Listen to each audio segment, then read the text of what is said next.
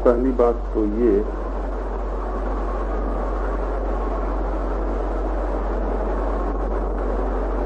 शरीर और आत्मा बहुत गहरे में दो नहीं, उनका भेद भी बहुत ऊपर है।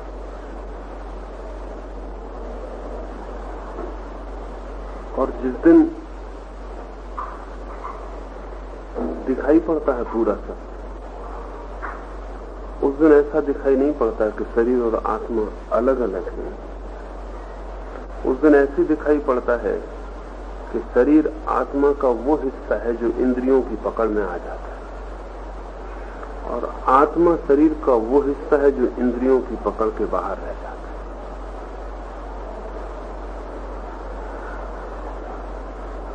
शरीर का ही अदृश्य छोर आत्मा है और आत्मा का ही दृश्य छोर शरीर है। ये तो बहुत आखिरी अनुभव में ज्ञात होगा। अब ये बड़े मजे की बात है। साधारणतः हम सब यही मान के चलते हैं कि शरीर और आत्मा एक ही है, लेकिन ये भ्रांति है। हमें आत्मा का कोई पता ही नहीं। हम शरीर को ही आत्मा मान के चलते हैं, लेकिन इस भ्रांति के पीछे भी वही सत्य काम कर रहा है। इस भ्रांति के पीछे भी कहीं अदृश्य हमारे प्राणों के कोने में वही प्रतीति है कि एक है। उस एक की प्रतीति ने दो तरह की भूलें पैदा की है। एक अध्यात्मवादी है, वो कहता है शरीर है ही नहीं, आत्मा ही है। एक भौतिकवादी है, चार्वाक है, एपिकुरस है, वो कहता है कि शरीर ही है, आत्मा है ही नहीं। ये उसी गहरी प्रतीति की भ्रांतियां हैं, और प्रत्येक साधारण जन भी, जिसको हम अज्ञानी कहते हैं, वो भी ये एहसास करता है कि शरीर ही मैं हूं। लेकिन जैसे ही भीतर की यात्रा शुरू होगी, पहले तो ये टूटेगी बात और पता चलेगा कि शरीर अलग है और आत्मा अलग है। क्योंकि जैसे ही पता चलेगा आत्मा है, वैसे ही पता चलेगा कि शरीर अलग है और आत्मा अलग है।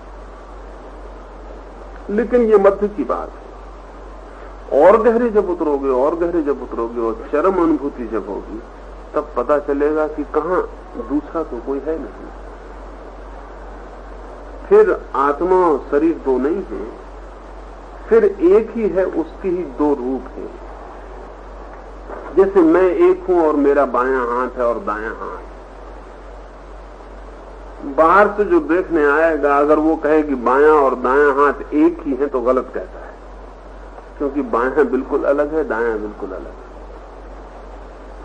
जब मेरे करीब आके समझेगा तो पाएगा बायां अलग है, दायां अलग है। दायां दुखता है, बायां नहीं दुखता। दायां कट जाए तो बायां बच जाता है, एक तो नहीं। लेकिन मेरे भीतर और प्रवेश करे तो पाएगा कि मैं तो एक ही हूं, जिसका बायां है और जिसका दायां है। और जब बायां टूटता है तब भी मैं ही दुखता हूं, और जब दायां टूटता है तब भी मैं ही दुखता हूं। और जब बायां उठता है तब नहीं उठता हूं, जब दायां उठता है तब नहीं उठता हूं। तो बहुत अंतिम अनुभूति में तो शरीर और आत्मा दो नहीं, वो एक ही सत्य के दो पहलू, दो हाथ। इसका ये मतलब है, इसलिए मैंने ये बात कही कि इससे ये तुम्हें समझ में आ सके कि तब यात्रा कहीं से भी शुरू हो सकती।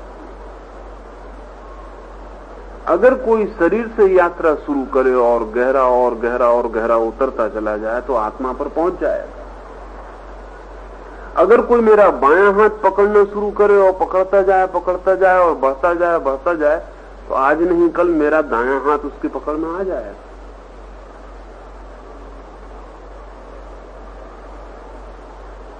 या कोई चाहे तो दूसरी तरफ से भी यात्रा शुरू कर सकता है, किसी भी आत्मा से यात्रा शुरू कर।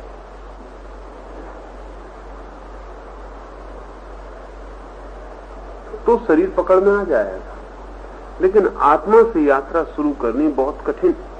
कठिन इसलिए है कि उसका हमें पता ही नहीं। हम खड़े हैं शरीर पर, तो हमारी यात्रा तो शरीर से शुरू होगी। ऐसी विधियां भी हैं जिनमें यात्रा सीधी आत्मा से ही शुरू होती है, लेकिन साधारणतः वैसी विधियां बहुत थोड़े से लोगों के काम की। कभी लाख में एक आदमी मिलेगा जो उस यात्रा को करता है।